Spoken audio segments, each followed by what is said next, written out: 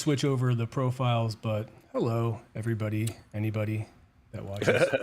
Always got things to do. Yeah. So I read an interesting article this morning that I originally was thinking was bullshit marketing crap. Okay. And then as I read it, it was okay, that's a salient point, and okay, that's true. And then yeah, I agree with that. Hmm. And it was really a commercial. It was a commercial, but it was more like a what do you call them? Not infomercial, but it was Okay. an article. It wasn't a video.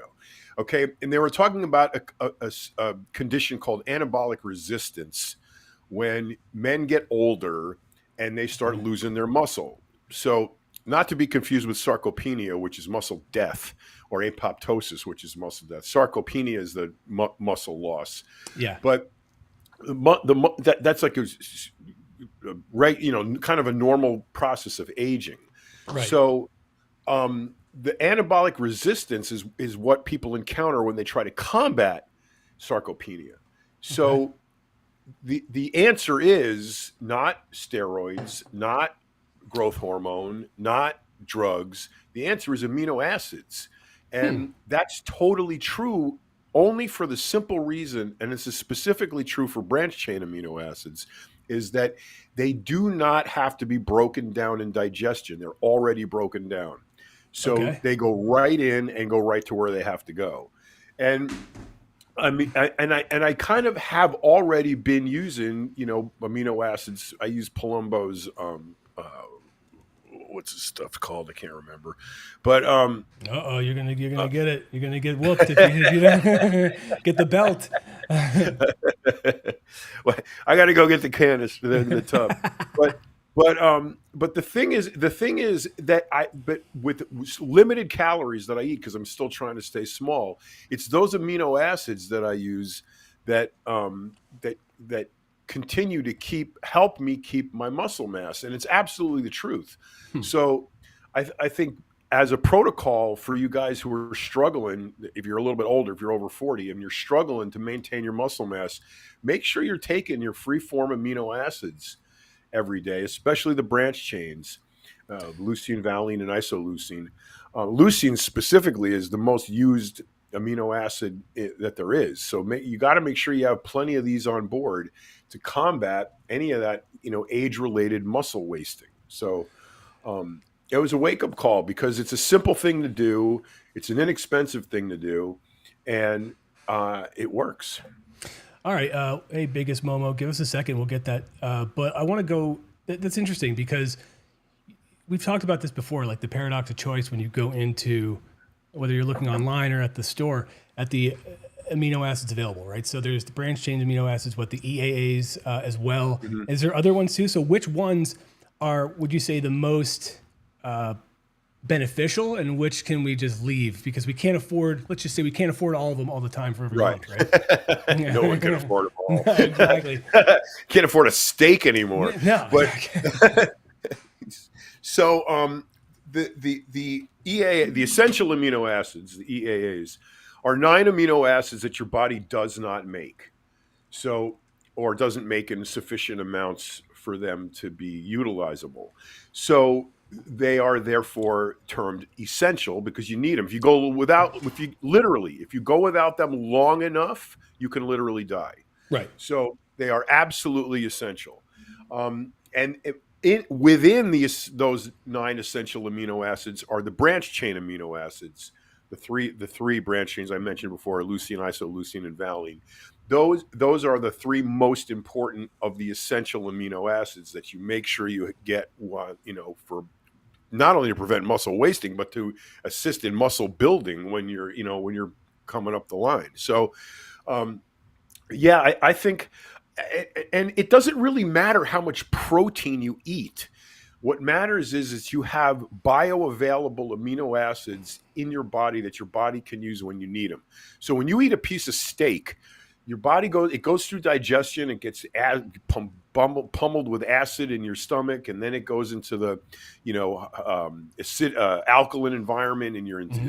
small intestines, and the amino acids the proteins get broken down into their individual amino acid chains.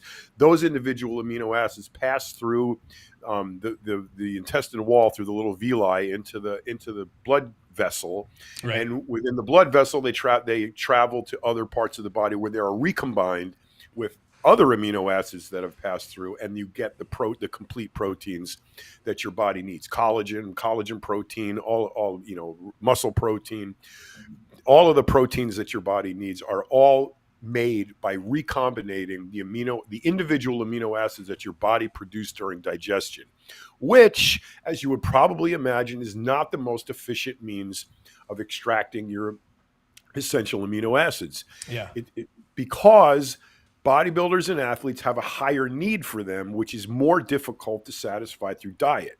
So supplementing them is the easiest way to do it, and supplementing the essential amino acids is an absolute guarantee that you're going to have everything on board that you need to build muscle, and there's really no downside to having too many of them.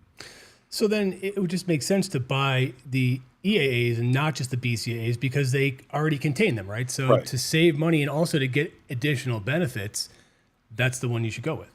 I would. I mean, if money's no object, yeah, go for the full boat. And it also depends on what level you're training at. I mean, Right. if you are seriously throwing down, weight and trying to get huge, then yeah, you can't leave any stone unturned. So I would do both. But it's every time I drink water right here, I got amino acids floating around in there. So no matter what, I'm getting every sip of water I take. It's not a huge concentration. I probably put Yeah. an eighth of a scoop in a liter of water, but it's just, over the course of the day, I drink 4 or 5 liters of water. I'm constantly getting amino acids in. That's a good point, man. I got to do that too. I think what pushed me away from taking them, and this is probably with some other supplements that I would like to take, is that they're all flavored. I know you must have found one either that's not flavored or it's something that you agree with, but man, sometimes you get them and God, they're just too sweet, and they end up going to waste. Well, here the problem with that, the reason for that is amino acids taste terrible on their own. So the flavor system is really important, that to mask the horrible taste and to make it palatable. If you ate a spoonful of raw amino acids, you would throw up projectile vomit across the state. It tastes like a dead rotten cow, and so Mm. you got to deal with that somehow. Man, you're making me hungry. No, but that's a good point. But that's the thing. I guess it's finding one that you can tolerate, because I got one that was, I get a lot of stuff sent to me whether I ask for it or not. So sometimes, especially when it's something that I would want to use, I test it out. One I got recently was like gummy bear flavor, I think, or like Sour Patch Kid flavor. And it just was so sweet. It was just I could not finish this thing. And it was awful. So, but Amino also, Evolved. I'm sorry. Amino That's it. Evolved. It came to my head. That was Palumbo's Species Nutrition. Amino Evolved. Get that one. Let me see. I'll pull it up. Let me see if I can pull it up the picture. On the Species website, speciesnutrition.com. Yeah. Yeah, I'm just gonna pull it. Screw it. Oh, so you got which one do you use? The lemon tea or the lemon iced tea or whatever? I really don't care. Because he sends them to me for free, so I just say I'm not going to be picky. Send me whatever you got. Yeah, send me whatever people aren't buying these days. Don't care. Where is it? Hang on, I'll pull it up. There we go. It's gonna be big for a second. There you go. That's the stuff you use. Yep, that's All right. it. All right. Tastes great. And the funny thing is, most amino acid supplements like that need to be consumed all at once, because they break down, they change color, they get icky tasting. This doesn't. It does change color a little bit if you keep it for long enough in the bottle, in the water bottle, but taste is always good no matter what. It's a really amazing. I swear by it. I wouldn't go a day without it. All right. Biggest Momo wants to know: does protein powder have amino acids in it? That's why you're a big Momo. No, only kidding. Yes, of course it does. But all look, protein in food is a chain of amino acids. Right. Within that chain, there are the essentials, the branch chains, etc., but not in huge enough quantities, nor bioavailable enough for us to make any use out of them. You would have to eat so much lean protein to get as much free amino acids as I get, in this bottle of water. Throughout the course of the day, I'm drinking, like I said, 4 or 5 of them. That would be an insane amount of meat I'd have to eat to equal that amount of isolated branch chain amino acids and isolated essential amino acids. So purely for economy's sake and calories' sake, because you'd have to eat thousands and thousands of calories worth of meat in order to accomplish that, supplementing them is really the only way to go. But yeah, protein powder does have amino acids, but not concentrated, not branched, not sufficient in sufficient enough quantities to equal the degradation that you're going to get, especially in leucine in training. Yeah, you see a lot of drinks that they sell now with just they call out the leucine in them, especially like sports drinks and stuff like that. And I sometimes wonder if people are that keyed into that specific amino acid, or if it's just better to do say like BCAAs, because I feel like you start to dwindle down, like dwindle, like however many people are going to understand what you're talking about. They might see that and be like, oh, it's just another supplement. But when you say BCAAs, I feel like as an athlete, they understand that it's just like when you say electrolytes, like they, instead of just going into the electrolytes, just kind of use the blanket term. It's a little easier for people. Yeah, it's one of those things where you can try to reduce.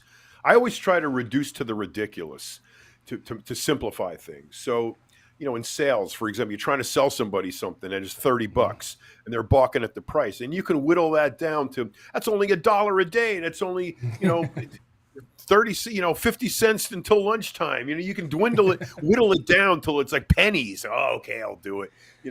Yeah. Yeah. It's so the they do same it the thing car here. dealership. Yeah. I'm like, you know what? I actually can. That Lamborghini does have my name on it. You're right. I can totally get it. But stupid me. Yeah. What's $300 an hour? You're right. It's just an hour. Yeah, exactly. Over the course of 10 years. Yeah, exactly. And then it's just like, oh, wait a minute. Now I have no house. I have to live in my Lamborghini. So biggest it's kind of the same thing. Reducing to the ridiculous. What do you really, really, really need? Mm-hmm. Okay, and especially today, nobody's got any money. So if you're plotting your supplement allotment for the month, you really, really have to get the best bang for your buck, because there's very few bucks anymore. So. Yeah. For me, and a lot of people I know, the days of, just, cabinets and closets full of supplements are over, man, because shit's expensive and you got to really focus on what you need and what works. So, I mean, if you're down to the last few, pennies in your ashtray, what I would recommend anybody buy is BCAAs.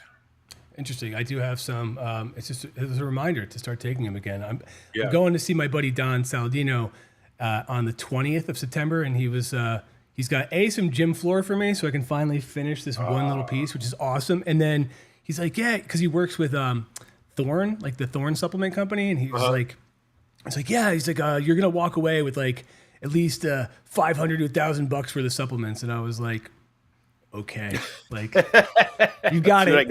He's on eBay. I was like, sweet. I was gonna make little eBay packages, but just like you said, because if I had to pay for it all the time, it'd be like, I don't know. So, but when he's offering it, shit, dude, I'm down. Hell yeah. I am so fortunate that I have been in this industry long enough that people will send me anything that. Yeah. I get to take super high quality supplements, and although I really don't take that many of them, honestly. I mean, yeah, I really don't. But Man, I will not speak highly enough about the essential amino acids in the branch chains because those are really really important. Much more so than things like creatine and you know what all of the other beta alanine, creatine, vitamin mineral supplements, all of that stuff. You can pretty much work on your diet to supplement all that, but specific items I guess you could say vitamin mineral supplements also are pretty hard to get everything from food, but in terms of economy, I would say you only really need a vitamin mineral supplement, essential amino acids, and omega threes. If I could only buy three supplements, those are the three I would buy.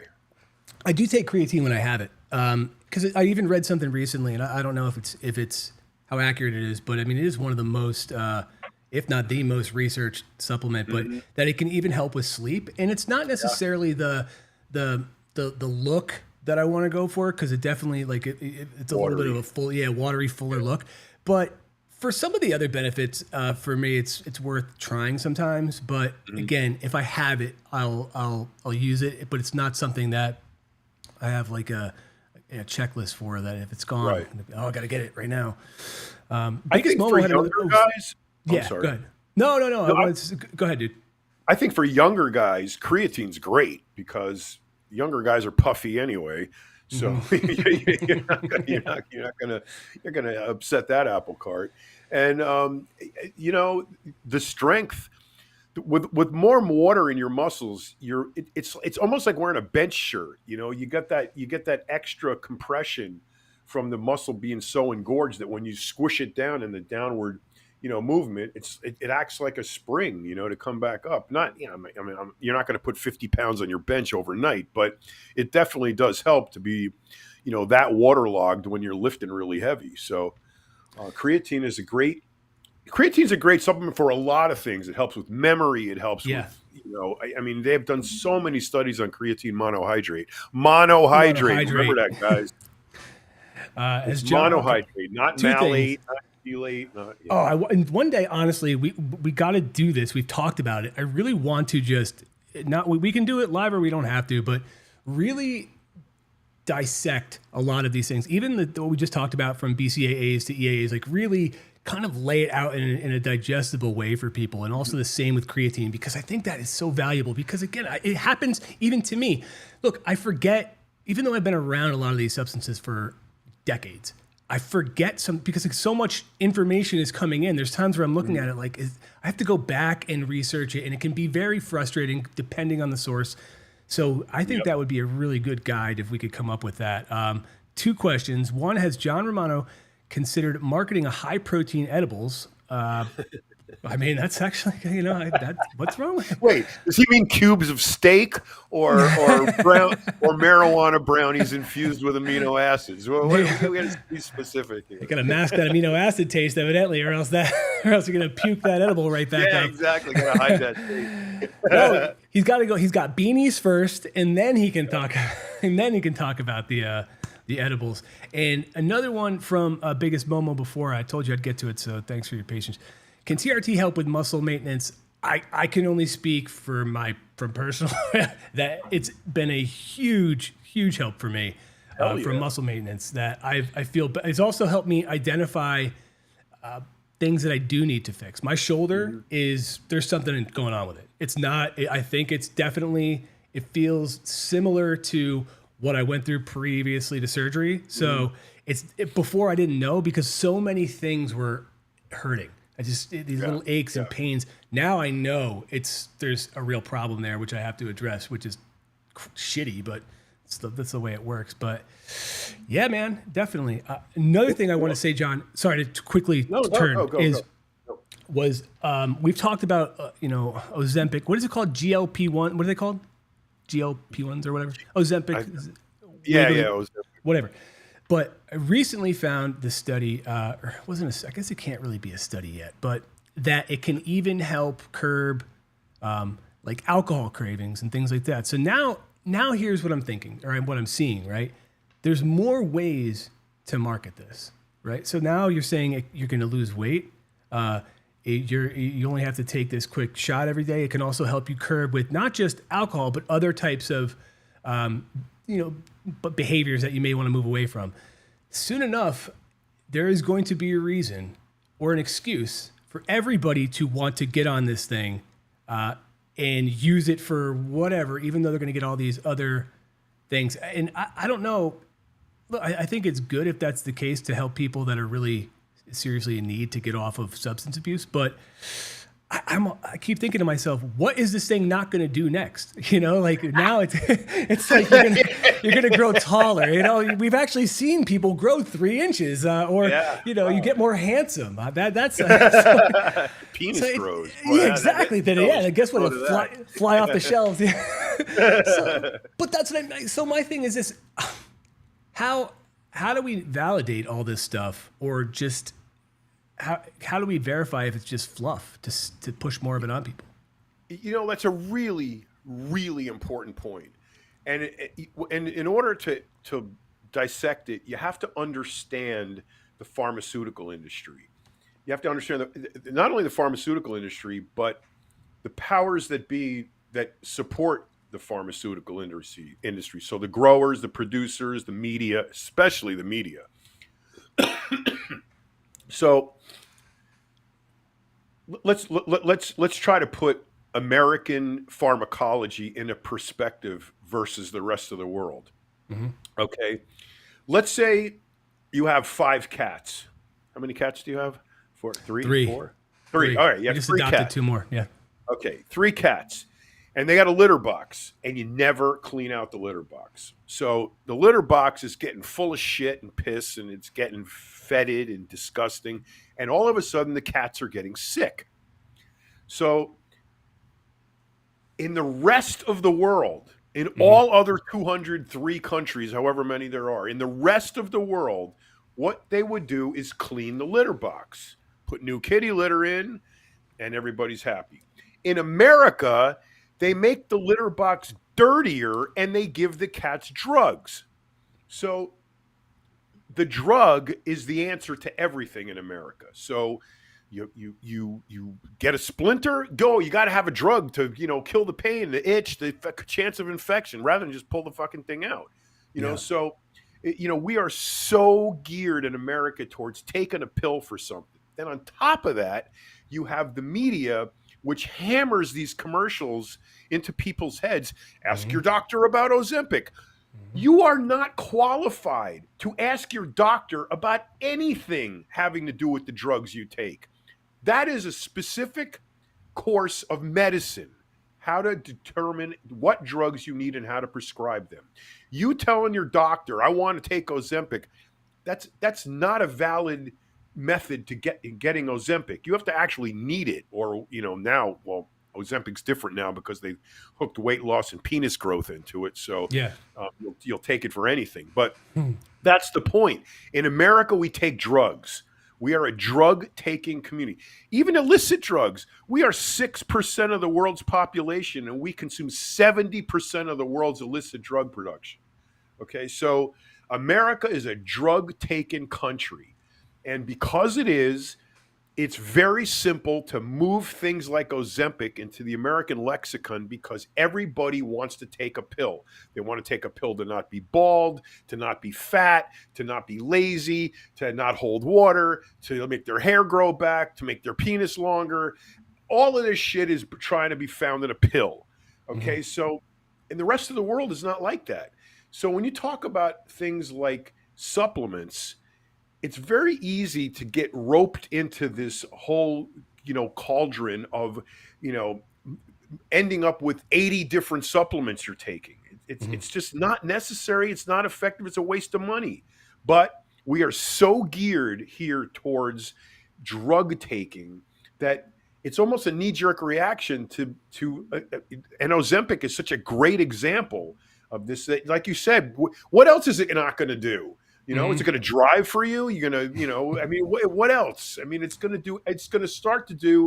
going to start to see Ozempic and other drugs like it come out that do this myriad of incredible things, and you will never hear about a side effect except for the guy in the commercial who's saying 1,000 miles an hour, so you can't make out a single word, but he's got to get it all in to satisfy the FCC. So there you go. We have to undo or understand that the drug taking mentality is not valid and look towards essential supplementation and diet. Mm-hmm. That's the key. Yeah, one thing you said is sticking out to me too is how much they're pounding it into our heads, right? But we're all on our devices all the time too, so that means we're getting it in every ad that we see, all the commercials, any banner ads, any just stuff that comes up. So I was watching what was I watching the other day, and because everything is so expensive now when you stream, I'm now with the commercial tiers, which is horrible because I cut the fucking cable cord to get away from commercials. But it was, I don't know, it was like one of the Ozempic competitors, and it was the same ad over and over and over again. They were only like 15 or 20 seconds long, but they would do it 3 times in a row, and that was every break. And I'm like, God damn, like no wonder people start to dream about this or think that they need it all the time. It's constantly being pounded into your head that you have to do it. And it's like you said it, man, like there's times where, I think there are different cases for people, obviously, especially when you're a bodybuilder, you're training hard.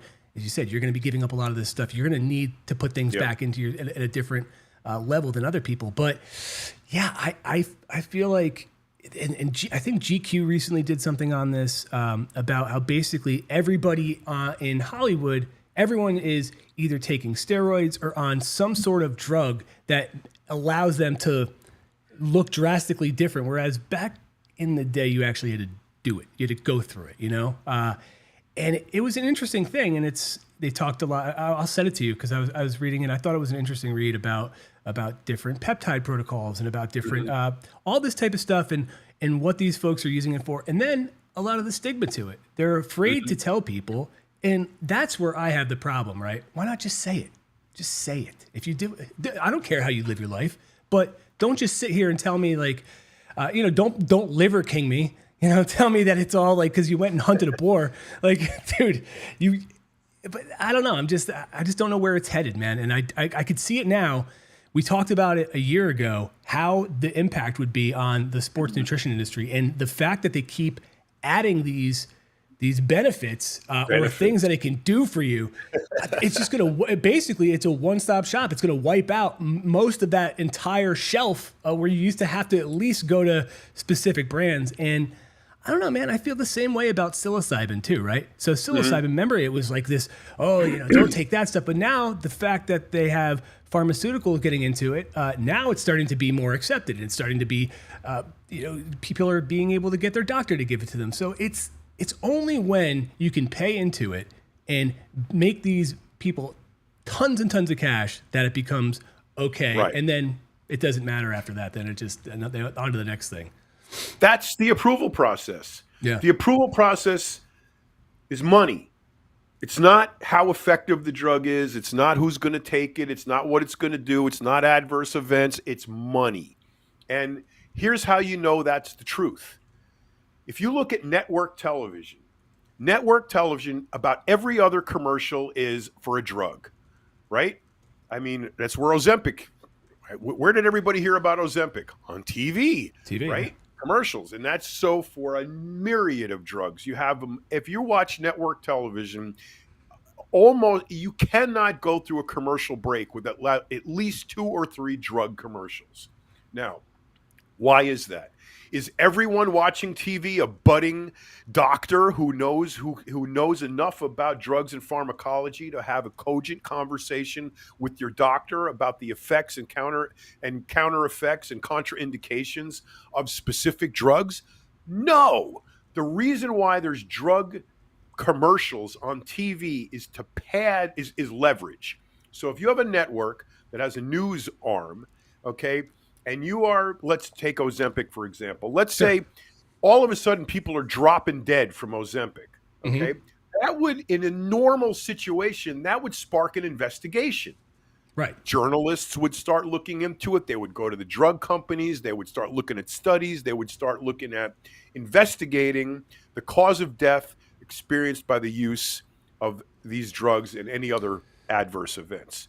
Right. Well, if you have a drug company who is stuffing your bank account with about 80% of the revenue that it needs to stay alive, what news agency is going to turn investigators loose on the companies that are feeding the bank account?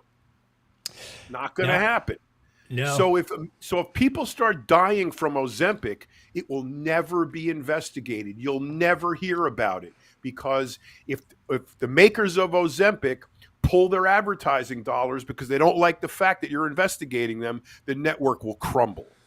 So, to add on to that, I remember, I won't say the year, but the supplement industry was obviously a huge contributor to Flex, specifically when it was its standalone, a standalone publication. And there were some things in the news, some controversies going on. And I got to tell you, when certain companies that were spending millions of dollars in advertising looked as though they might have to pull back or even go belly up, there was panic, because it was like, we're going to be out of business, we're going to be gone. And it was a real situation too. But that's what made me realize how and why they were so critical of us having opinions on specific substances. Like, the way we're talking about now, that would not be allowed to go to press at all. It was a very, and it was rough, because if anything was deemed as though it may offend or whatever, push people away from the advertisers, we were, not allowed to, which I always had a problem with. I understood it from one end of like we need the money, but I'm also like, this is reality, right? Like, this is real. So why are we not talking about it? All we're doing is removing ourselves from the conversation. And I'm glad that we don't have that anymore. Yeah. When I was senior editor at Muscular Development, the number one rule we had to go by, rule number one, don't upset the advertisers. That's rule number one. And that is publishing. Do not upset the advertisers. So if you have a company that's buying 12 pages a month out of your magazine and their number one product is creatine, you absolutely cannot run a negative article on creatine. Even if it means saving somebody's life, can't do it, because 40 people's families depend on the fact that your publishing business stays alive. So you got to be really careful about what you say and what you do. And like I said, rule number one, don't piss off the advertisers.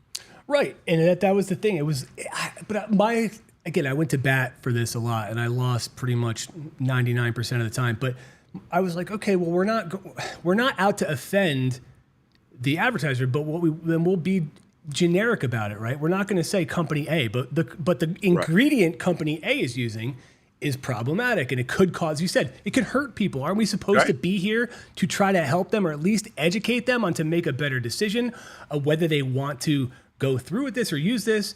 And the answers were typically no, we don't. And it was like, it was a hard pill to swallow.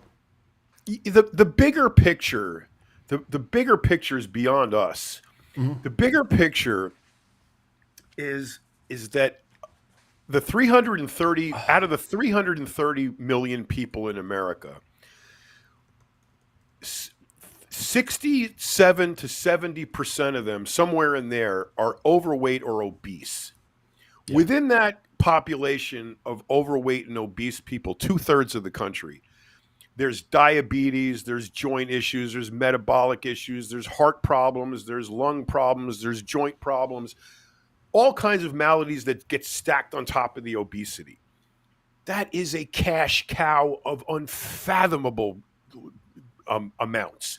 So I always ask, what would happen if tomorrow morning all 330 Americans, America only, Americans, woke up fit, healthy, and lean? What would happen? A lot of businesses would crumble. Financial Armageddon. Yep. The markets would crash. The whole world would spin out of control if the pharmaceutical industry lost its footing. Yeah, And that's a really absolutely. fucked up situation to be living under, because go back to the litter box. Don't clean the litter box, take drugs. Yeah. That is the American way. And it's wrong. Yeah, no, it is, and that's a good point. That how bad things would go to shit quickly if people were healthy. And my buddy works with like older folks, and I was talking to him. He's like, yeah, there's one woman or a few people here. He's like, they're just time for them to go. Like they're done. Like they want to leave. They want to pass on, get out of here, and they just can't. And I said, yeah, why not? He goes, why not? Because when they're dead, they're not paying any money to this place, or they're not paying any money to get their drugs. He's like, because they're not worth anything dead. He's like, honestly, and he was saying that, like, agreeing with me, like it would be better if they could, because he's like, I'm here every day watching them get worse and worse and worse and deteriorate, but there's nowhere for them to go, and they want to keep them alive as long as possible. They could squeeze 5 more months out of them. Oh, that's great, because it's 10, 15 grand a month or something. And I'm Yeah. You walk into the average old person's home, all right? What do they have? Medical devices, prescription items, medical assistant, products. They have all of this stuff to assist their poor health. Yeah. None of it is designed to improve their health. None of it. It's all designed to Band-Aid the cut. Not stitch it up, not stop the bleeding, just put a Band-Aid on it. And it's not going to work. So that's millions and millions, like, Trump said, billions and millions of dollars. It is. It's billions of dollars. So we are stuck in that rat race, and it's going to take the population, the people, to pull themselves out of it, because pretty much cancer is a great example. A friend of mine's brother just got diagnosed with stage 4 cancer. What's the knee-jerk reaction? Chemotherapy. Got to get chemo and radiation. Most cancer patients die from the chemo than the cancer. Did you know that? Did not know that. Yep. Most cancer patients on chemo die from the chemo, not from the cancer. Why go on chemo? If you've got a year to live, right? We want to live that bald, puking every 5 seconds, we can't move, or do you just want to, like, go out the way you came? I mean, it's kicking and screaming. So it's a personal choice, but the thing that's thrown at you is not necessarily the best thing for you. And you got to research. There's tons of cancer cures that have nothing to do with chemotherapy. And they don't affect you the way chemotherapy does. But everybody's so afraid when they hear the C word that they immediately throw themselves into the mercy of the doctor. Do anything to me. I want to live. Mm-hmm. And the fact is, they're going to do whatever those protocols dictate, and it's not going to make you live. Yeah. So a while ago, I interviewed this dude. He was, I think he was a co-founder of, it's called Forward. It's like goforward.com is the website, but it's basically like they're trying to re-envision healthcare, right? So it says, I'm looking at their site now. It just says a doctor dedicated to your long-term health. So healthcare the way it should be, that focuses on preventing heart attack and cancer, not just treating a rash, like that's, and I asked him how he's been received, and he was like, no, it's been hard. It's like they don't want this here. They don't want you to prevent these things. They want you to pay to treat it. So to go into these things, it's like a monthly a subscription, I guess, and you go to these places, they do everything, and if they start to see anything or you have any questions, they kind of give you a way to help combat what you may be going through, which I thought was a really good idea. But yeah, he was, I still haven't heard much about it. They were struggling to expand, and I can see why, because there's probably people at every turn wanting to stop this, because if it takes any money away from that huge pot, then they're going to be upset. Yep. And it's we have been conditioned. I have a distant family member who's sick, dying, okay, heart issues. He's in his 60s. That's pretty young to be dying of heart issues in the real world. Okay. But look into the person. Where are they right now? They're obese. They smoke. They eat whatever made them obese is shit food. They're not getting quality. If you get fat, at least get fat on quality food. Don't get fat on Pop-Tarts and Ding Dongs. I mean, but fat is fat. So my point is if the first line of defense is more drugs, then you're not going to get better. Yeah. The first line of defense is change what's making you sick, i.e. clean out the litter box, then you're going to have a far better chance of survival than just piling on more drugs. So, it's a mindset that people have to get into their heads. Drugs are not the answer. Drugs should be the last, and this goes for even for bodybuilding. Drugs are the last course of action you entertain when you talk about protocols. The last. Everything starting with your diet, supplements, how much rest you get, how much water you drink, how clean the air you breathe is, all of that shit matters way more than the drugs that you can take. Because if you don't stop it's like a dam with a leak in it. If you don't plug the leak, the lake is going to empty out. You got to plug the leak. So that's the issue. I mean, you've got to change the course that your life is on in order to affect the health benefits you're looking for. Piling on more drugs is not the answer. But here we are in America, take more drugs. But even with the bodybuilding, we're still in that mentality of you got to drugs first. I mean, how many times as a coach, people are coming up to you asking what they should take. Even again, when I admit I don't know, what I know about that fits in a thimble. I ask you about it, and people still ask me about it. And I'm like, do you even exercise at all? Like, let's start there. Like, have you ever lifted a weight? Do you take a walk? Like, let's start with that.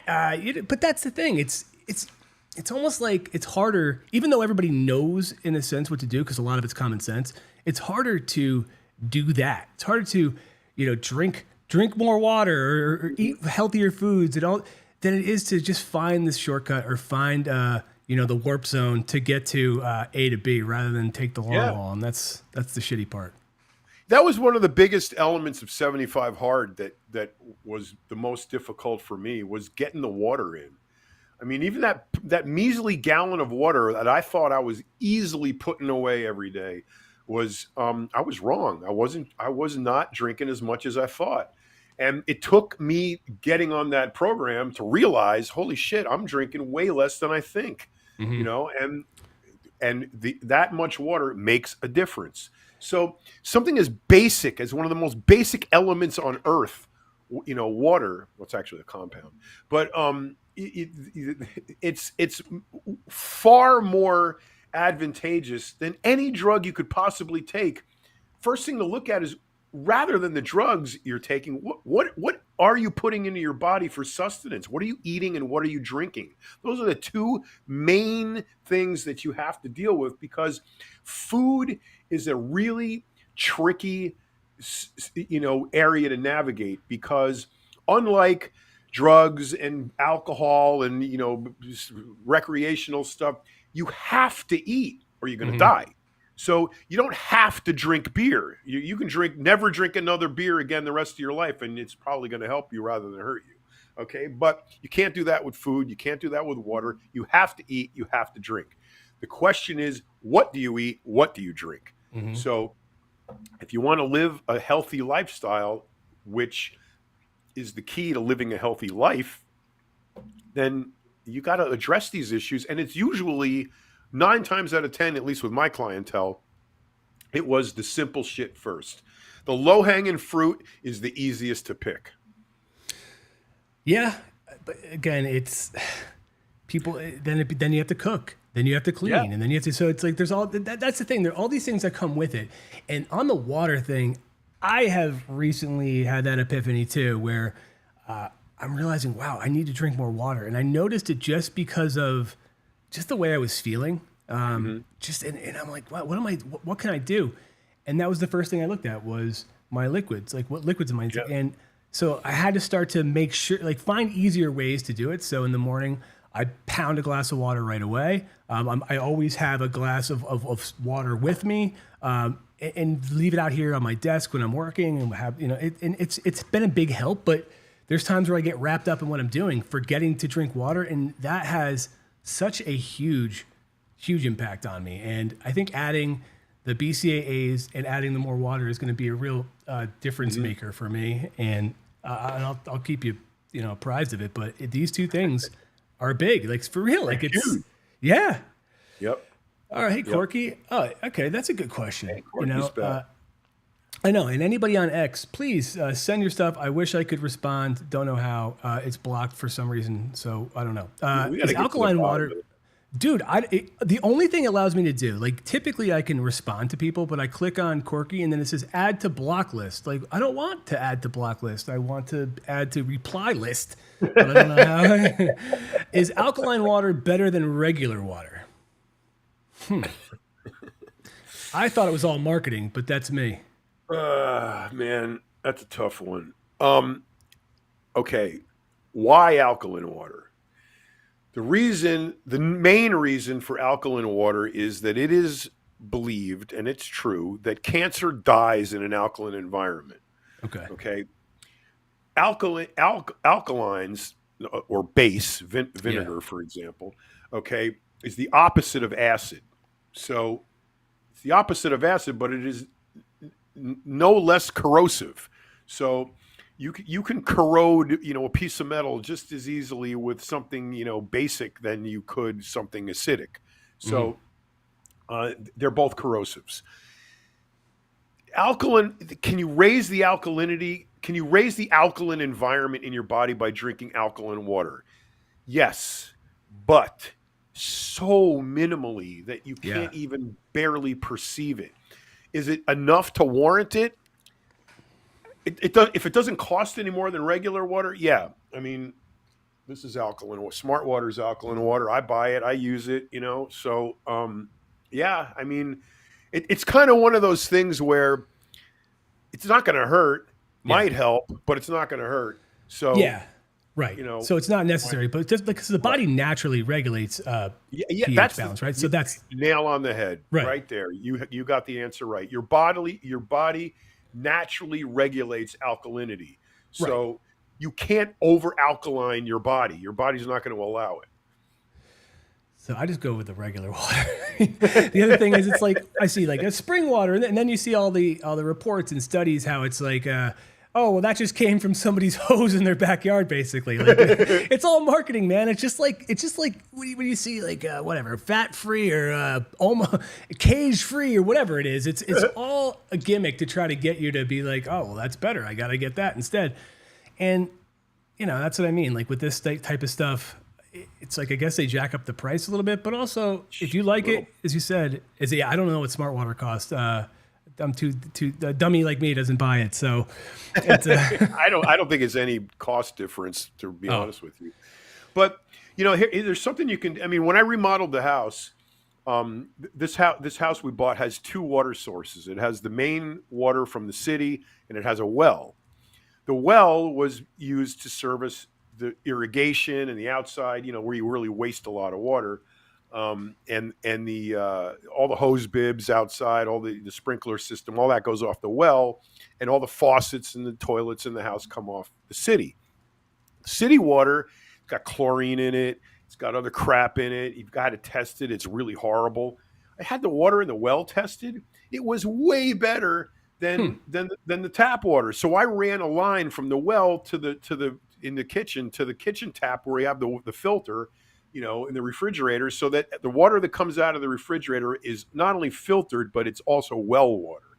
So I'm drinking, if it's alkaline, it's naturally alkaline. It's well filtered water. I mean, well filtered. Not filtered well water. Well filtered water. Well filtered water.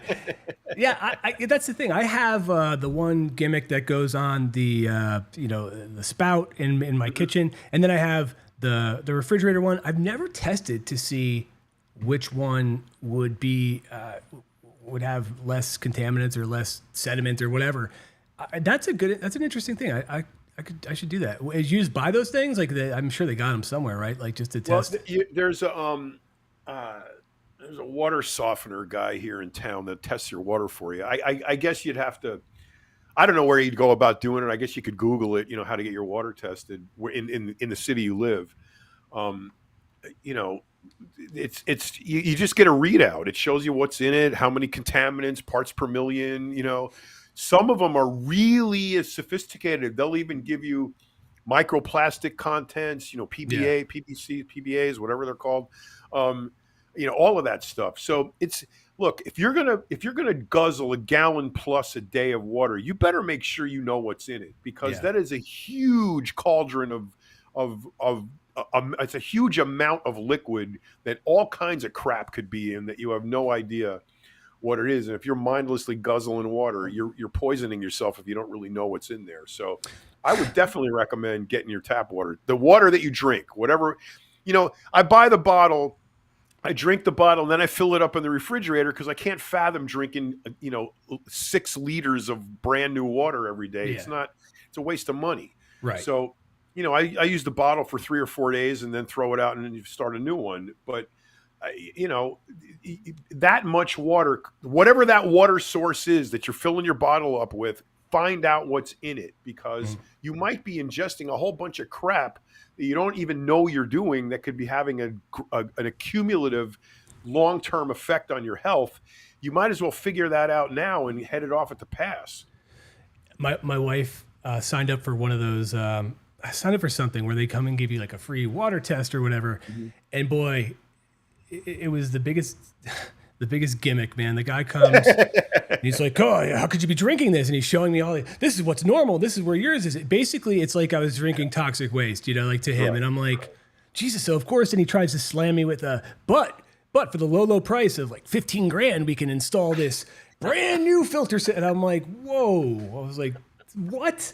Like, so wait a minute. So this water you're telling me is going to basically turn me into a toxic Avenger? Like, then that's a problem I have with the city. Like, I should bring this up. And he's like, oh, no, I'm just showing you what's normal and where you are. I'm like, dude, you're scaring the shit out of me. Like, and then I'm like, but I use this filter. He's like, oh, but ours is 90% better. And I'm like, is it though? I don't, like, give me a break.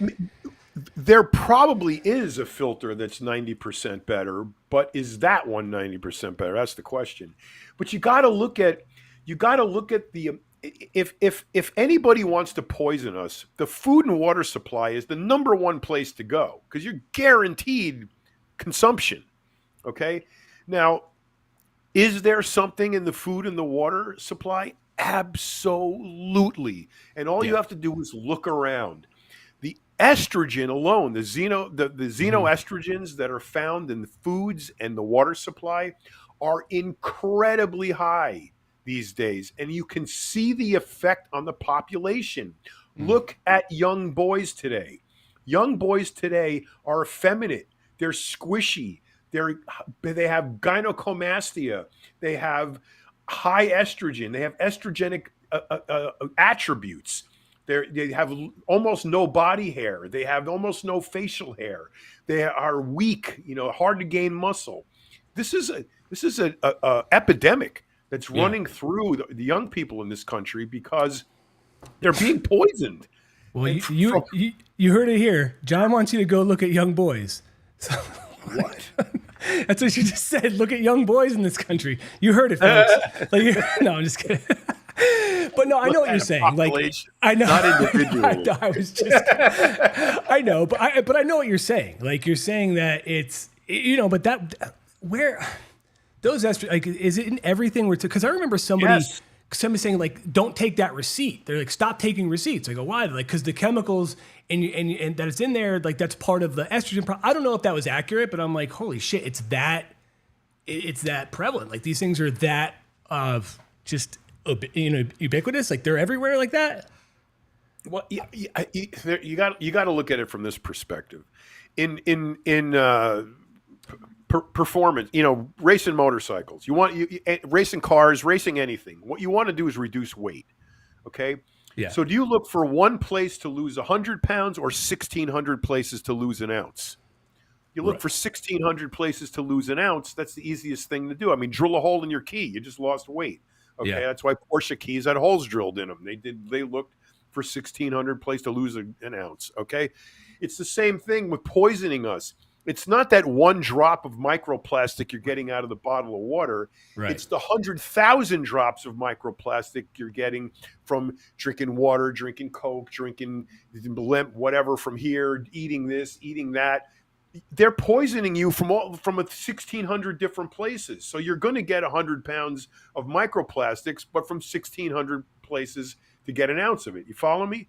So it's Yeah. a little here, a little there, a little here, a little there, Right. Yeah. and it all adds up in the Yeah. middle. It's cumulative. Yeah. So Right. that's the thing, right? So, but I guess it's like you said, identifying all of those things, seems impossible. Right. So you can't do anything, can't drink anything, can't go anywhere, and then you go outside, then you're going to get cancer from the sun. So basically, what I'm taking away from this is we're doomed, and fantastic. Now, a really upbeat day today. Well, I mean, you got to look. You got to look at the solution. Okay, there is a solution, obviously. You just have to. You have to understand two things. You have to be in tune with your body. You got to know what cause and effect is based on what you consume. So, for example, if you don't drink water, you get cramps in your feet and your hands and your leg, your Charlie horses, right? You will cramp if you don't get enough water. Okay, so that's a simple in tune to your body cause effect scenario. You know that if you don't drink enough water, you're going to get cramps. Why? Because it happens to you. You have empirical data. I don't drink the water, I get cramps. I do drink the water, I don't get cramps. It's a very simplistic example, but it means that for every thing you put into your body, there is an effect. It's up to you to be in tune enough with your body to understand what that effect is. A lot of people in this country, and it's why we have an obesity epidemic, they don't know anything about food. They're Yeah. hungry, they eat. What do they eat? What tastes good? Hmm. So, I mean, I remember I was at a business meeting a few months ago where I'm having lunch. This fat guy, part of the the people we were meeting with, orders fettuccine alfredo with chicken for lunch, right? And I'm looking. The waiter puts the plate down in front of him, and I'm looking at this plate. It looks like just a beating heart attack waiting to happen. Cream, cheese, goops, and it's all delicious. It's fucking amazing, and the guy's eating it and he's loving it, right? And I'm looking at him. He goes, what are you looking at me for? I go, I'm not looking at you. I'm just looking at what you're eating. He goes, what? It's got chicken in it. And I'm, yeah, great. It's got chicken in it. It's also got 7,000 grams of saturated fat. He's like, look, I'm going to show you the chicken. Give me a shovel. And he gets stuff out of it. Yeah, you got to find the 3 cubes of chicken in there, because there's 1 ounce of chicken in there. So, yeah, I mean, people don't know. So Right. You're hungry, eat a Pop-Tart. Why? Because it tastes good. They're not eating to fuel their body. They're eating to not be hungry anymore. And that's just wrong. Mm-hmm. But that right there, that one thing, if you could just understand what you're eating and drinking and what it does to you, oh man, your health would benefit so much. I couldn't even describe it for you. It would be an absolute game changer. Man, I do know people like that too, where we go out and they're like, what are you looking at? I'm like, I don't, listen, you do whatever you want to do. Eat anything you want to eat. I don't care. I'm not going to judge you. I don't give a shit what you eat. I know, but it's like you're looking at a fire. The fire's burning down the house. You got the fire hose, and you just don't turn it on. You let the house burn. I also like when people do the opposite, where they're unhealthy and then they go out and they're like, I'm going to get a salad today. And I'm like, you don't have to change your diet for me. Like, I don't care. Again, get whatever you want. I don't care. If we're here, we're here. I had a potential client meeting with this girl. It was in Mexico. She was going to turn pro level fitness figure competitor. Okay, and she's fat. Okay, big booty. I mean, she looked good, but I mean, she was not competitive shape. And she's one of these girls that carries the gallon jug of water around and got the gym bag, and she's goes to the gym twice a day, and she goes to the little, eatery, the little food place downstairs, and she gets the egg whites and the plain egg whites and the plain chicken breast and plain doesn't put milk in her coffee. And I'm looking at her, she's, meeting with me, and I go, are you cleaning this up for me? Because do you eat like this, every day? She goes, oh yes, every meal. I weigh everything. I eat like, and I mean, you're lying to me. Yeah. You're lying to me right to my face on our first meeting. You're lying to me because you couldn't possibly be that fat if that's what you're eating every day. And I've been doing this my whole life. You're going to try to pull the wool over my eyes? Are you kidding me? So it's like, I can't work with you. That's you can't clean it up for me. You got to clean it up for you. If that's really the way you're eating, you're not going to look like that. So I would say this, right? So I don't care what anybody has to say. Like, I have vices and bad habits that I'm aware of. And I don't say that I wear them like a badge of honor, but I'm like, you know what? I know what I like to do and what I don't like to do. And if somebody has a problem with it, so what? I don't care. You know what I mean? Like, it's right, so I'm not going to just pretend to be some way just to try to get somebody like that woman. She must have a real self-confidence issue, because why not just come out and say, I'm trying to get help from you. Here's what I'm currently doing. Even if it's like, it's kind of like what Gordon Ramsay does when he goes into those restaurants and he's like, by the way, your food is the shits. Everything's dirty. Like, what it is. But sometimes it takes somebody coming in and kicking you right in the ass. So you're like, oh my God, you're right. Like, I got to do something. And you're not going to get there if it's, if you're lying. All right. So question for you. Nope. The answer is no, but does John watch mukbang videos? Do you know what they are? No. Mukbang videos are videos where a host eats like a insane amount of food for an audience. I'm looking at this. I just looked it up just for some background.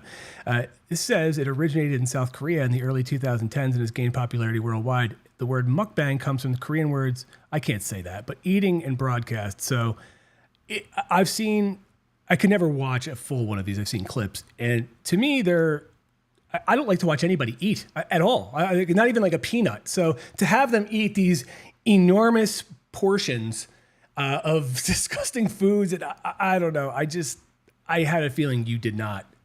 Is it like you go to a steak place, and if you can eat the 7-pound steak, you get it for free kind of thing? Or is it? I think more. I don't even know. I don't know. Quick Pump, come on, help me out, man. Like, throw it out there. Like, yeah, really? You're the one that asked, but like, where's the peanut gallery when you need it? I'm trying. He's the one that asked, and I'm thinking that I know that it's. I'm trying. What's the last one you saw? Quick Pump, because I've only seen it's like huge piles of spaghetti or meatballs, or I don't even know. Maybe it's like concoctions that they make up. I'm not sure, but do they throw up at the end? I don't think so. I mean, not on maybe not on camera, right? Like, it's I don't know. Like, I probably, or I mean, also the monster dumps that must come afterwards. It's just God. I know the misery. So I don't know, but I had a feeling he doesn't watch it. I don't watch it. I did see a clip, a short. It was of an Asian person. A woman, I think. Yeah, it was. It was a cute little Asian girl. And she's got this giant, like, pot. And there's these cooked sea animals in there. Octopi and, squid and all these long things. Clams with the things sticking out of the shell. I mean, all this kind of slimy seafood that's all been boiled or something, and she's eating like these giant chunks of this stuff, and that was the whole video. It's the weirdest thing I ever saw. I just can't imagine like that again. that's just not entertainment to me. Like to watch somebody No, eat. Like it I was just don't like. disgusting. Yeah. You know what's really weird? I don't mean to interrupt you, but It's all I'll good. lose the thought because I'm old. You know, it's really weird is that eating is this social thing.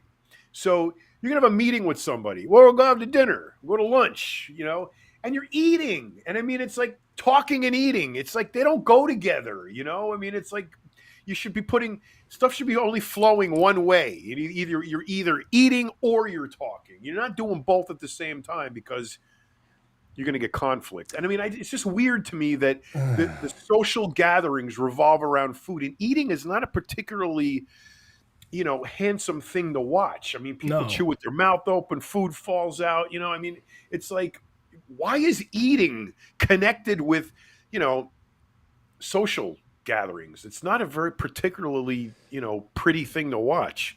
Dude, I want to watch somebody eat like I want to watch people make out. Like I can't stand it. I don't know why. I just there's germs and it's just gross and like I just see everything there and I get really like skeeved out. But that some people clearly like to do that stuff. I don't know, man. It's Plus, do you bring your own chicken? What? Oh, are you talking about I don't know. Somebody's tossing it. Okay, but there is a question from, hey, mom, which micronutrients are the best to eat every day? Which micronutrients are the best to eat every day? Micronutrients. So I guess like vitamin C. Those would just be yeah. I mean, can you please clarify? Do you mean macronutrients or do you mean micro? I think she means micro. So like what? Just vitamins, minerals? Is that like? Well, I mean, your micro would be right. individual component, yeah. things. Right. So, but when you say like, okay, I don't even know where to start with this, but like you just said, it seems like vitamin D is pretty necessary since everybody in the world is deficient in it, so to speak. Vitamin D is a good one. Vitamin C, right? That's vitamin D, vitamin C, vitamin E. Right. I just think there's so many that like there are. I'm trying to think of like a lot of the benefits that amino acids are micronutrients. I mean, right. You got to be like more specific. Omega 3s are a micronutrient. Right. Yeah. I mean, potassium. I mean, these are minerals like potassium, magnesium, and calcium and iron. Those are all good things to have. I mean, there's simple things. I mean, like iodized salt is a great example. Fluoridated water is another great example. I have great teeth. No, I have one filling in my whole mouth because I grew up on Long Island in the 60s where they put fluoride in the water. Subsequently, they've said that that's the most horrible thing you can do and it's poison. But I'm living proof that that's not true. So, you gotta. It's one of those things where you gotta, that scale, the balance on that scale is so minusculely affected. Like you could put one little tiny micro dot of something on there and then the scale moves, So it's those kinds of micronutrients, some of them are really, really, really good and important. Like you just said, vitamin D, iodine, vitamin E, vitamin C. Those are really, really important. But usually the diet, unless you're out at sea and you get scurvy from no vitamin C, but those instances are really rare. Why, you don't get lost at sea often? I mean, not this year, no. But I am going on a cruise in January. So are you? I've never gone on a cruise before. I've never gone on one. Have you gone on a cruise before? Never. This is my first one. Wow. I'm a little afraid because I've seen those where they get stuck out there and then the bathroom situation blows up. And boy, it's not even that it's like I have a public issue with public bathroom. It's that, I mean, I don't like that, but the overflowing, like when I have to go to a concert, or not have to, when I go to a concert or a venue, like we talked about going to any fitness expo, and I have to go into those places, they are just, and they're rancid. It gets rough, man, and that's my. Yeah. Well, it depends on the cruise line you choose. Like we're going on a super, super expensive luxury, cruises. It's a smaller boat. There's less than 600 people on the boat. Nice. What do you call it? Carnival Cruise. Their newest ship holds 8,000 guests and 4,000 crew. 12,000 people on the boat. Jesus. And you can't escape. It's not like you can go drive to the mountains and get away from them. You're stuck. Right. So I would never go on a cruise like that. But the No. smaller ones, luxury, super, how we get a butler with the room, it's got a balcony. So I'm like, I'm all about it. I'm gonna have a great time on that one. But I figured for our first cruise, we might as well pull out all the stops and go big time. That's cool. No, 10 listen, days I in the think if Caribbean. no, that sounds like one like you said, I'm thinking of those big massive ones that are like cities basically, whereas you're going on Yeah, one that they're seems a huge. little They're more intimate. huge. Yeah, Yep. also, didn't they just have one of like that just docked or whatever? It was like a 9-month cruise that people went on. Like I can't even 9 months. Holy shit. I just don't even know, man. I don't know like how you The would longest one I've ever heard of anybody taking that I knew was they went from L.A. to Japan on a on wow. a on a on a cruise ship, and that's I don't know how many days at sea that was. It was quite a while, but across the whole Pacific Ocean. I think they stopped in Hawaii for a few days and a couple days, and then continued on. But man, that's too long. But I think 10 days is going to be a lot. But we'll see. Yeah, somebody just mentioned the programmer Roland said it's a lot of frozen food on Carnival. I would take a tub away and diet. Yeah, but here's the other thing: they screw up one of those things, and how many people are getting sick? Right? If there's All of twelve them. thousand, You yeah, can't escape. And that 12,000. happened. That happened on Oh, not that long ago. The whole boat got sick because you can't escape. good lord. Oh, see, that's where that would be an issue for me. Like when we were in, I think it was Cambodia. I got sick. My wife did, and we ate at the same place, but I got real sick, and it was just so uncomfortable. Uh, It was horrible, and it was just not good. And I was just wanted the day I, to be I I over. have this vomit reflex where I can't puke, and if I've had food poisoning a couple of times, and I just have to sit there and ride it out and push that feeling down when I'm so nauseous. Your mouth is getting watery, and you get that queasy feeling, and you just know you're ready to heave, and I just can't do it. My throat constricts. I just can't do it, and that to me is I am so careful about not getting food poisoning because I really can't deal with it. I mean, people like that can't throw up. I'm like very unique in that in Oh, that I realm. can. Oh, I can throw up. So Samson says, "Don't let John fill out the satisfaction review on the cruise ship. All of his adjectives are going to be awful, cramped, toxic, boring, disgusting." Not on this cruise. I'm No, telling you, this yeah, is yeah. they pulled out all the stops. They It's look,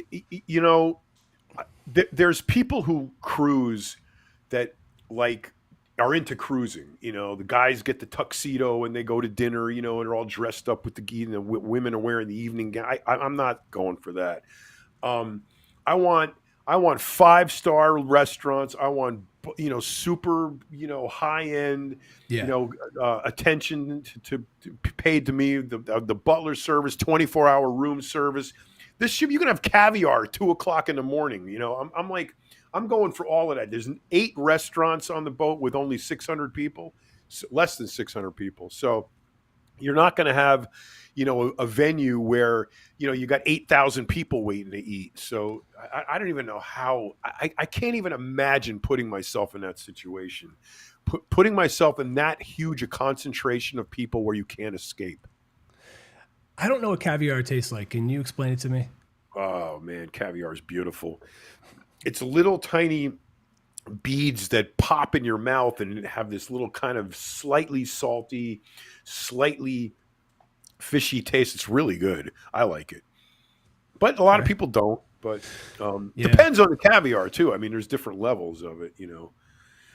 So it sounds like this cruise is going to be a serious like pampering Yep, of John and his wife. That's total that's pampering. all Spa. right. There's a big spa in there to get massages and acupuncture, with cupping, whatever that stuff is called. They do. Yeah, all kinds of shit, man. I'm doing all of it. I'm doing everything. Nice, man. All the stops are being pulled out. How long? How long is it? 10 days. 10 And my days. plan is I'm going to go I'm going to get so shredded for this thing. I'm going to get emaciated looking so that when I get on that boat for 10 days, I'm going to eat everything. so that I don't have to worry about getting fat. I'm gonna get off that boat in 10 days looking perfect. I'm gonna go in looking like I spent the summer in a concentration camp. But I'm doing that on purpose because I am not going to sit there and say I'm not eating that. I'm eating everything. Yeah, you got to go for it. I spend my life depriving myself. But this is the time to let it rip, man. Like, that's what I mean. There has to be a time where you have to shut that off and just live it up. And it doesn't have to be all the time, but that's where I think some people just don't know how to. They're just constantly in this like beating themselves up phase, and it's good to be disciplined, but it's also nice every so often to just let loose. So First Shot One Shot says he had his testosterone tested. It was 403. He's saying he's he's probably gonna give TRT a try. Good. That's about where mine was, I think. Not at 403. You're not. It's about where mine was, wasn't it? Yours was way lower than that. Was it? Yours was like almost non-existent. 400 is you got to be below 300 to get a legal prescription for testosterone. You know what? Yeah. Yours was like 127 or something. I remember it was super. I said it was like the level of a girl. I said a girl has a higher. Remember, you can play back the show. A girl has a higher testosterone level than you. I said. Oh man! So now I feel worse about myself. No, I'm trying to think. Why do I think that? Maybe it wasn't. You know why? Okay, this is why. I found an old test from like 2012 that I just looked at, and that it was around the 400 mark, or 412, I think it was then. So that's how far it's fallen. I mean, even then it was low for me, but like they called it low normal. But man, I think First One Shot. I think I don't know TRT Nation. I don't know. Like there seems to be a lot of different places to go.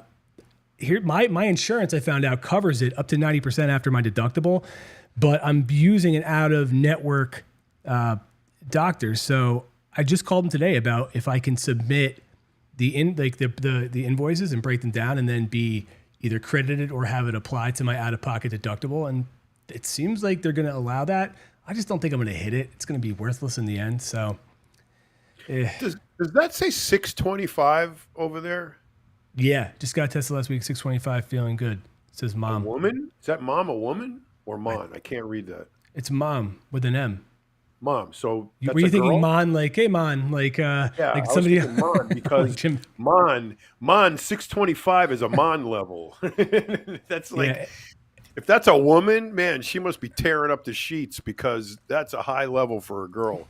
Yeah, and Jay Levesey he was at 173 before he went on TRT. I just asked him how he's feeling because listen, man, he feels great. Night and day. It's again, I don't feel like the Incredible Hulk. That's not what I'm going for. But to actually just be having energy to participate in things and not feel like I just want to go crawl into a hole and sleep all the time, or be just irritated and angry and hurt all the time is so much better. And I don't see myself ever going back. I never want to feel like that. Once you get a taste of it, you're not going back.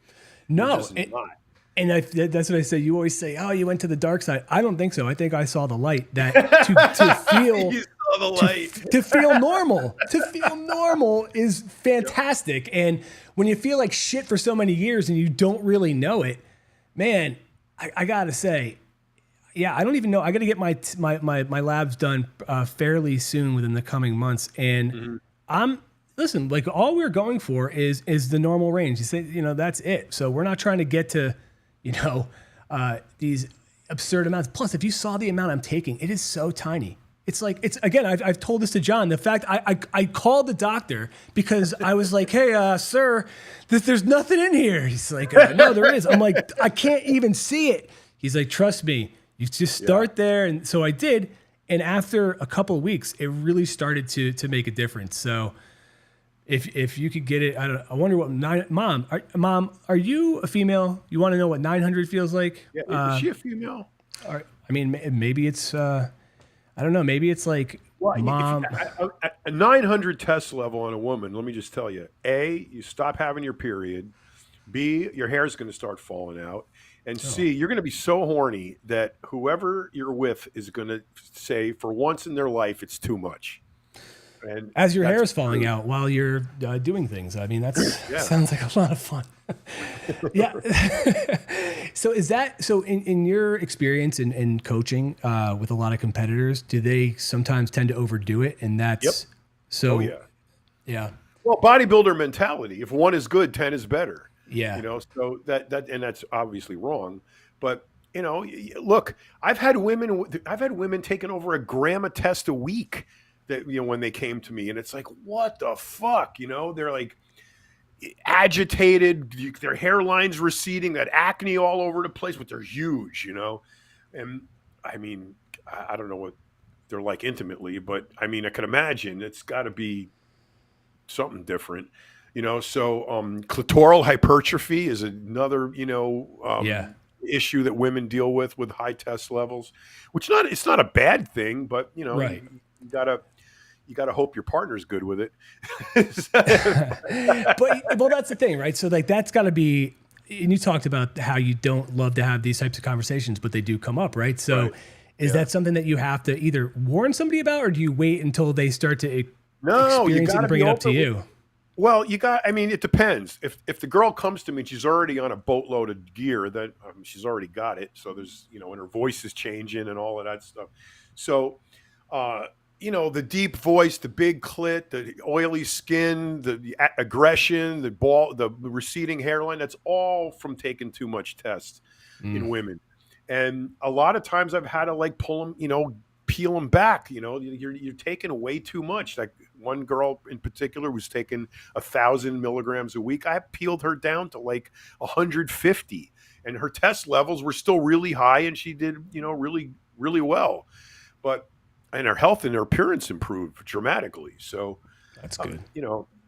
I mean, in and of themselves, each one of those things is not. I don't think the receding hairline is a particularly bad thing, and I guess the Right. zits, but but aggression can be useful in certain ways. I mean, the big clit, I mean, I kind of like that. I mean, some guys are really squeamish when it comes to that, so you got to consider that, and the conversations revolve around what you have to consider and how you and if you have a partner, if you and your partner are going to deal with it. So those conversations are a little difficult for me to have, especially with a woman I've never spoken to before. Yeah. They're a little difficult, but you got to tell them the truth. So Chad on the road says when he was competing, his level was over 2,200, and he felt good. Yeah. So, okay, this is my question, right? I'm feeling good at probably we'll call it the normal range, right? So I'm in the 6 to 800 range. No, you're in the upper. You're in the upper. Okay, so 800 range. You're probably over 900. Okay, so we'll call it that. What is 2,200 feel like, and what is the most that you've ever seen somebody tested at? Well, once you get above 1,800, the test becomes wonky. So it may read 2,200, but it really isn't. So, the test has accuracy parameters. So, it's accurate from maybe like 50 to 1,850. Less than 50 and above 1,850, you're going to get kind of wonky results. So, if I see anybody that's got that 2,200, 2,300, I'm looking at them. Yeah, they're at the high end. I don't know if that's a valid number, but it's definitely at the high end. And there's people who are outliers that can register higher levels and lower levels. But when I had mine tested, I went off test for a month and had my test levels checked, and they were 64. So I mean, that's way lower than a young girl. So on 1 cc, 250 milligrams of test cypionate a week, mine are 1,800. So that's kind of high. So, I lowered it to, 3/4 of a cc, and I'm going to wait for my blood work again and see what happens. But I'm sure that even at that level, I'm still pretty high. So Jesus. you need the blood work to tell. And I think you got to also understand that within that blood work, there's accuracies that you have to be, aware of. So Smoke just says that Dallas McCarver was at 55,000 NGDL. What is that, John? nanograms per deciliter. Yeah, that was No, going to screw it up. 55,000. There isn't even a test that can record anything that high. That's absolute bullshit. Might have been 5,500, but 55,000, no way. No, he says they tested it twice because they didn't believe it. But the test doesn't go that high. They couldn't test it. It's not possible. I'd not heard that. I mean, look, I remember that happening, and I remember it being awful, but I didn't know that was it. Good Lord. Yeah, but okay. So Jay says that he was at the 2,200 mark. You said before when he's competing, and now he's at 460, and he feels better. He's not as out of control aggressive. And now Smoke says they tested it twice on autopsy. I'm not saying I don't know. I'm learning about this in real time. So no way. That goes back to the question. Yeah, I mean, did you read? Did he personally read the results? I mean, of the autopsy. I mean, so much gets. I mean, that's 1-0 off of being ridiculous. So, I would need to see the actual report to believe that. There's no way you're going to believe me that 55,000 is even registerable on the current test that they have. So how high does the test go then? Because what's the highest? I've never even seen one over 5,000. Oh. So it's a typo, it's an error, it's a misspeak, something's wrong with that. The test doesn't go that high. Well, I think we just came up with a new business, everybody. Let's get one that goes high. Let's get to that mark, because yeah, I'm curious. So after you said 1,800, the test gets wonky. Why? It's just not. Why is that? I don't know specifically why, but it's just there's. I don't know how you can explain it. There's only so much that the test can allow for. Beyond that, it's just not accurate. So there's accuracy parameters that the test works within, and beyond that, on either end, it's just not accurate. Hey, Smoke, did you try to post a link? Because somebody asked me the other day about that, and I didn't know if that's possible or not. It doesn't show up. I don't know why. It's probably a setting that I can undo. But if you're trying to, I don't know, let me know, because I'm curious to see this. But he says he remembers it being reported that Dallas levels were at 55,000. I'm not saying he's lying. I'm saying that it's a mistake. Somewhere somebody made a mistake. 55,000 is not possible. Well, that was Samson saying that. He was confirming. He read that too, but he thought it was bullshit. And it's a typo. It can't be. It can't be. I mean, it's you're measuring nanograms per deciliter. Okay, that is 55,000 nanograms per deciliter is so much that the blood couldn't hold it. I mean, it's a ridiculous amount. It's like throwing a shovel full of sand in a bucket of water. I mean, that's way too much. It's just not possible. What were your highest levels? Mine? Yeah. 2,200. Okay. That I don't believe was 2,200. How'd you feel at that point? I felt the same as I felt at 1,700. No different. No, I mean, look, I'm curious about it, right? Because most people would think that the higher you score, the more there would be some sort of difference. But you would think, but right. that's why I say the tests are wonky at that level, because I didn't feel any difference, and I'm one of those guys that's pretty. I mean, you got to really work to get me to lose my cool. I mean, you have to do something egregious to me or someone I love to really get me to unleash. And when that happens, the result is very negative. So I make sure that I don't put myself in that situation, being overly aggressive or short-tempered or short-fused or whatever. And high test levels don't do that to me. They just trend does that to me.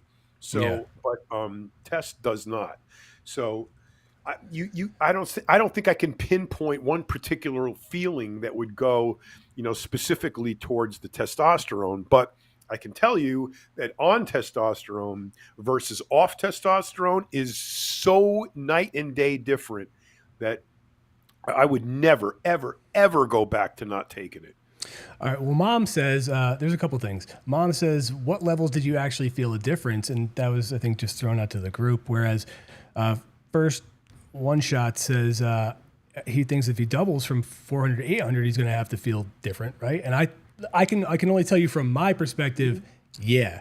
I felt the Yeah. different. Again, I don't. Mine was so low, as John said, mom, and first shot that I don't.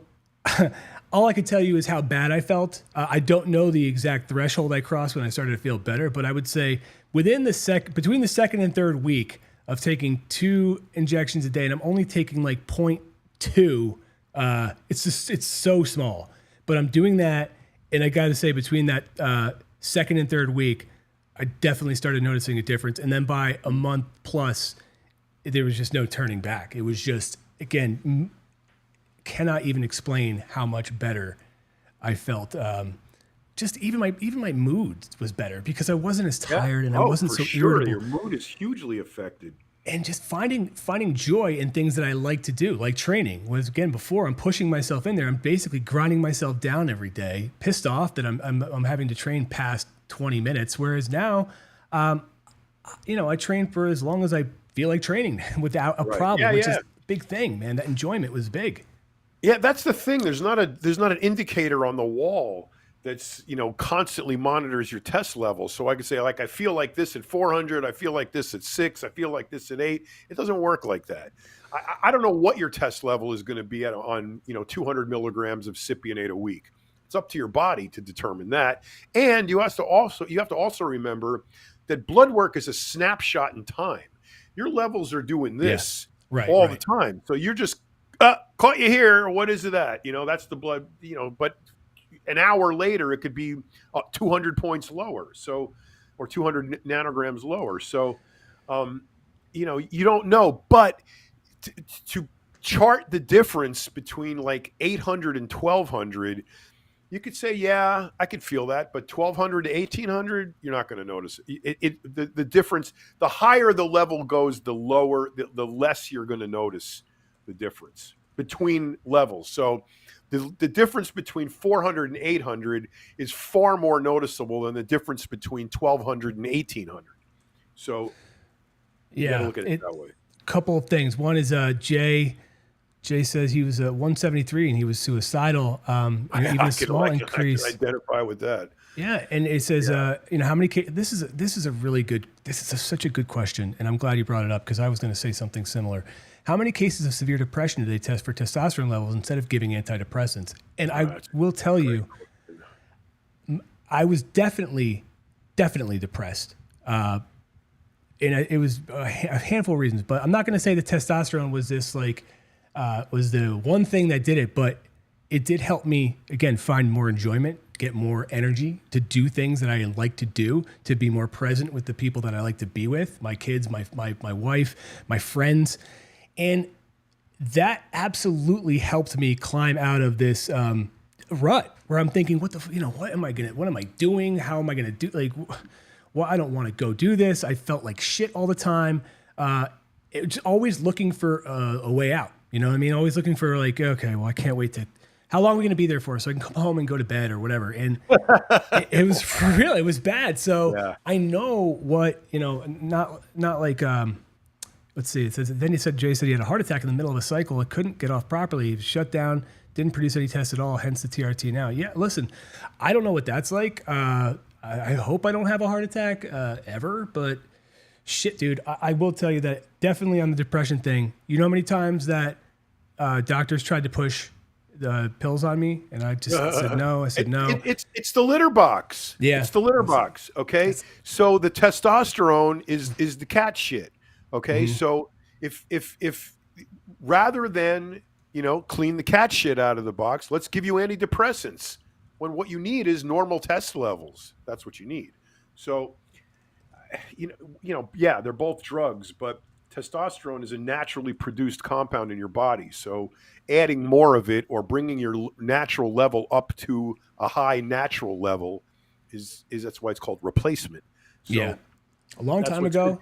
good. Your story is similar to mine because it's like an awakening, right? Yeah. You gradually have this thing where you're feeling worse and worse and worse, and you can't pinpoint why. You're gradually more tired. You're gradually more cold. You're gradually weaker. You're gradually less able to recover from your workouts. You're gradually depressed. It's not flipping the switch on and off. However, the opposite is when you finally go get your blood work done and realize your test level is under 100, then, when you immediately start taking, testosterone supplement, and then your level pretty rapidly goes from 100 to 800 or more, then Yeah. wow, that is like flipping a switch. You almost suddenly realize the difference, and it's far more impactful than what gradually brought it on.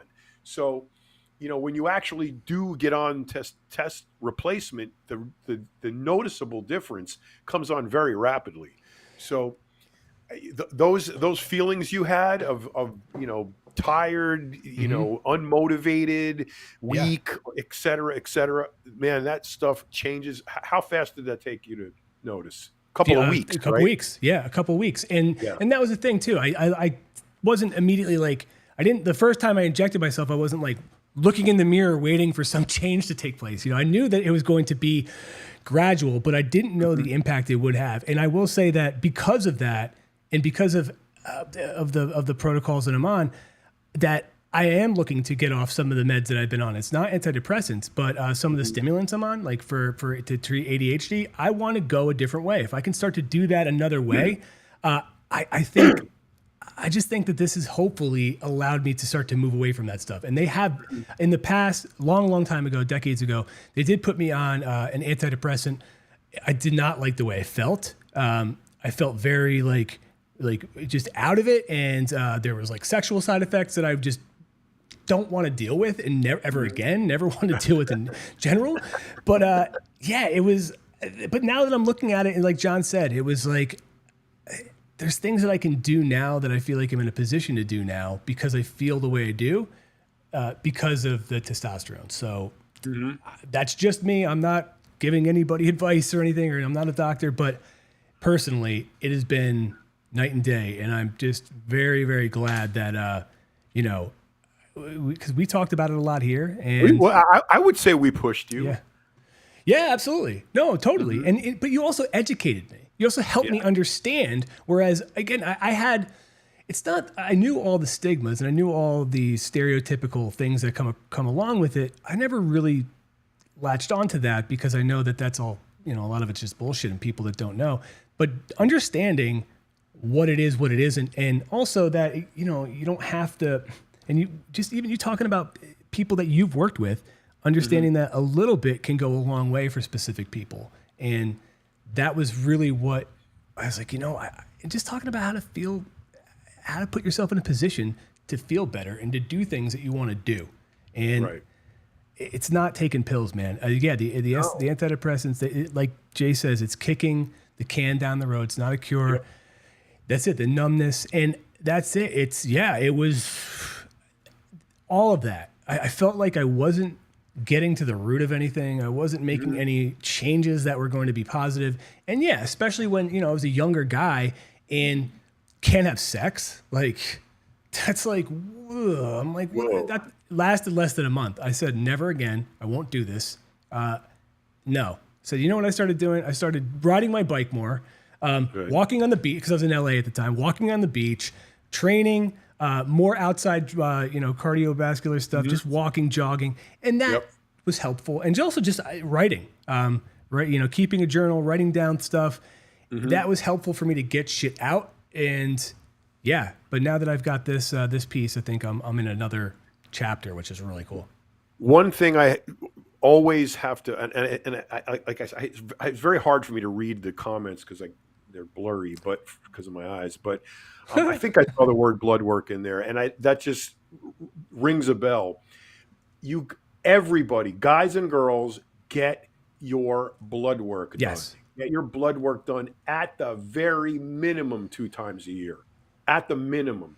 3 or 4 is better, but at the minimum 2 times a year, every 6 months, and pay attention to not only the regular, what you're looking for, your test levels and your steroid, binding globulin levels and follicle stimulating hormone and, estradiol, PSA, all of those if you're a guy. But you also have to pay attention to the other biomarkers of health, your red blood cell count, your white blood cell count, your cholesterol, good cholesterol, bad cholesterol ratios, your liver enzymes, your kidney function. All of those things are impacted by Right. the activity that you choose and the drugs that you take, the supplements that you take, and whatever replacement therapies you're on, whether it be growth hormone or testosterone. All of that has to be monitored. It has to Yep. be. And if Yeah. not, you're playing with fire. Yeah, because John Smith asked how long from the TRT shot to getting blood work. I'm going every, I think it's like 6 months. I'm going back, but and look, that's something I budgeted for, right? Because my insurance isn't going to cover me getting blood work all the time, and I'm fine with that because the alternative is me going back to feeling like trash, or as John said, playing with fire. I'm not going to do that either. So I'll pay for the panel if I need to. The first one was pretty much covered by insurance. I think I paid a few $100, and John saw it. It was a pretty comprehensive one. Yeah, it was very comprehensive. I'll pay the same because I'm not going to play any games. Like, when Jay Leslie's talking about he had a heart attack, I don't want to go through that. I don't want to do that. Well, there's okay. That's a great example. Had a heart attack. Immediately they think it's from the testosterone.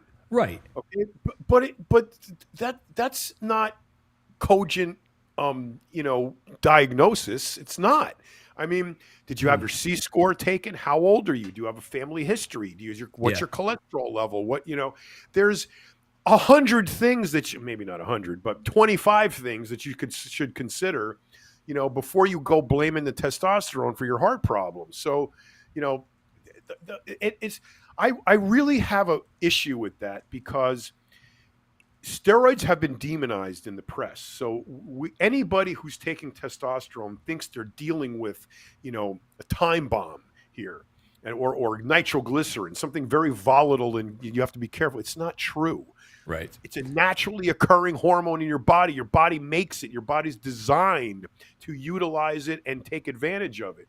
So that's not going to give you the heart attack. The heart attack comes from health markers that may or may not be affected by testosterone, but they're way more affected by diet, smoking, family history, other, I would say mostly diet, smoking, and family history. Those are the top three things that are going to affect your heart, not testosterone.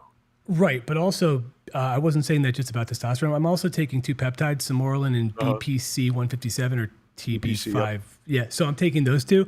And that's the thing. I don't want to add or subtract anything else that's going to perhaps have any impact on that. That's why I'm being really careful with this. And I think it's the only way to do it. And it's every single time we've talked about it. That's exactly what John or Frank has said.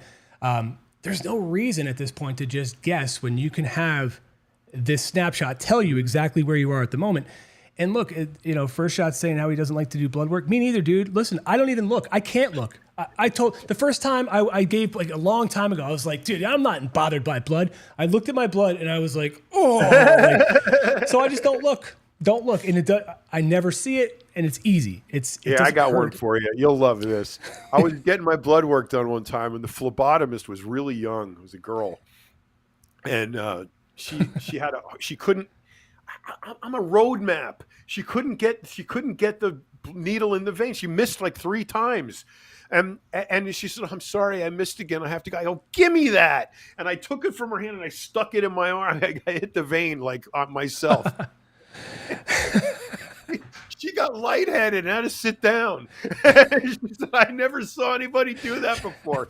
I go, you're 12. How can you don't have any example to go? You're not old enough to have that kind of example. But man, what happens is veins, when you're really veiny, the veins roll. So it's hard for them to hold them down. I had a phlebotomist actually use a big thick comb one time. They held the vein down with a comb and then stuck the needle in. But I mean,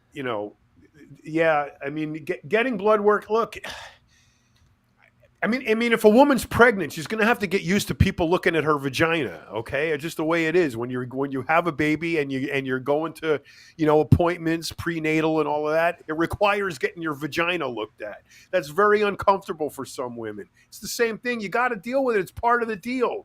Yeah. Part of the deal with being a bodybuilder is getting blood work, sticking needles in, taking needles out, shoot. That's just part of the deal. You can't avoid it. So yeah. To answer Chad too. Chad talks about if I'm injecting any of the peptides. The answer is yeah, and he said good because it's taken orally, not as.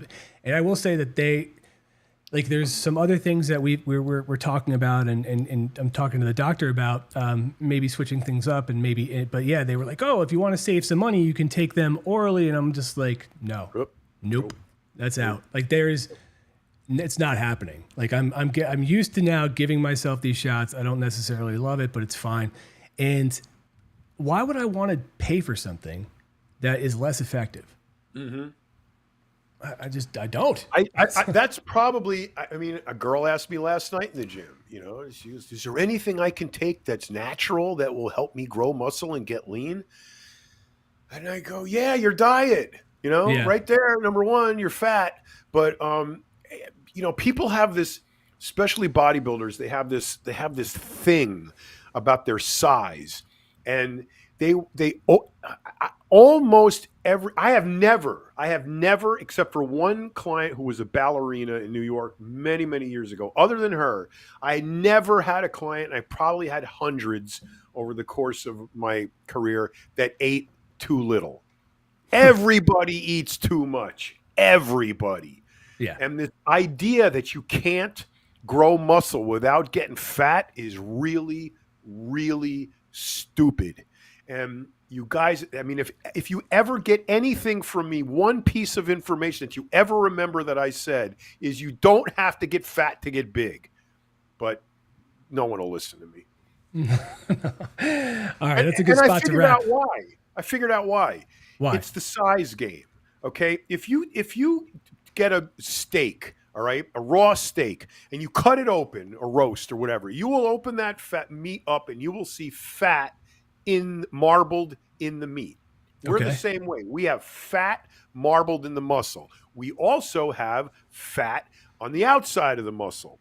Your body does not preferentially burn one over the other. Your body burns fat.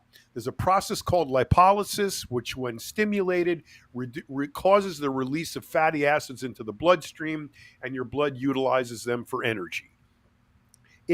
Your body does not preferentially, it's not going to pull them out of your ankle if you want to spot reduce. It doesn't do that. It's equal. It's all over your body. Either lipolysis is stimulated, fat is released from all over. So what happens is let's say they're like this big, all right?